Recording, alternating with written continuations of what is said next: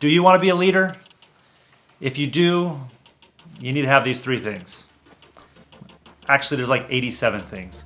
But these 3, in my opinion, are the ones that separate your average leader from your leader who gets things done and makes the magic happen. 3. Generations. Oh, wisdom. Wisdom.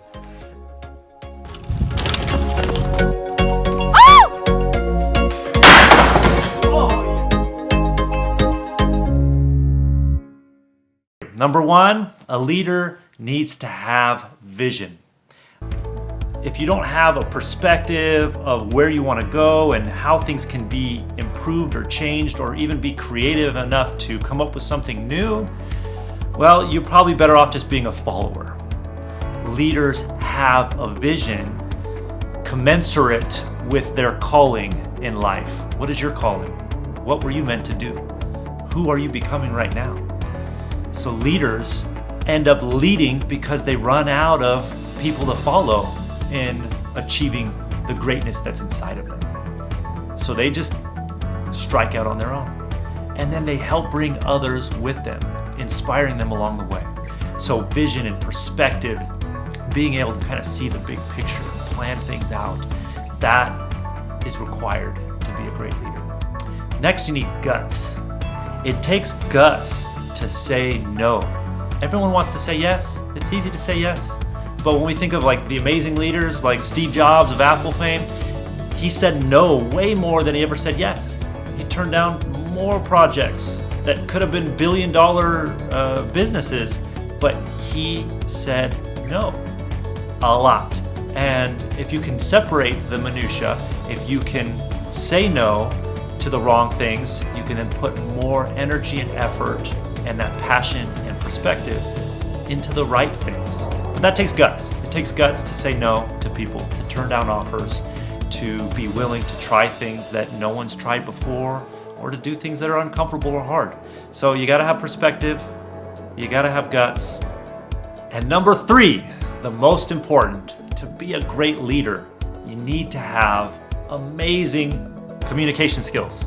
You need to be able to communicate that vision. You need to take all of that energy you have that you can put in to the projects because you've said no to the things that are going to distract you and take you away from your essential priorities. But you need to be able to communicate that well, because if you're not working with people, you're not leading. A leader is taking other people as their most valuable resource and training them and educating them and helping them see that vision and helping them implement it. But to do that, you need to be able to communicate well. So yes, lead by example. Show people how to do things, but you also need to be able to speak into their life and let that passion come out. What's the difference between efficiency and effectiveness? At first glance, a lot of people think they're the same thing, but they're quite distinct. Efficiency is doing things well. No wasted effort or time. Effectiveness is doing the right things. The things that are most value, the things that have the best return. Because of this two distinction, it's very important in our leaders. Managers teach people to do things right, but leaders teach people to do the right things. You've heard the term, good is the enemy of great. Some people settle for good, where others are always out trying to achieve the best. There's good, better, and best. They want to spend their time and their people's time on the things that will have the best value, the greatest return to everybody. When I think of successful companies like Apple, Google, Microsoft, Nike, they had, their employees were more converts than followers.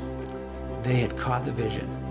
The leaders had been able to articulate it and express it to such a point that they could see it and had this great desire to help bring it to fruition. The leader inspires you to be bigger than your doubts and fears. They not only can have the vision, but the ability to articulate it such that their subordinates can see it, almost taste it, and have an unceasing desire to bring it to fruition. While I lived in California, a friend of mine named Aaron taught me what I think is a profound principle in leadership. What happened was he was taking a group of youth on a hike up to this place called Devil's Chair. And instead of taking the usual approach of leading from the front all the way to the destination, he decided to lead from behind. Just as we are given one mouth and two ears, sometimes it's not always the best option to always be the one talking or leading. It's sometimes the best option to be listening and allowing the people that we are leading to take the initiative and to learn, and allow them to grow with us. This one's really important. To be a good leader, you have to remember what number 3 was. And then a collating. And a collating principle is And we're live.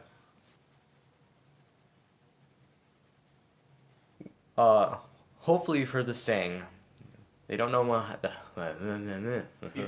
people don't care how much you know until they know how much you care.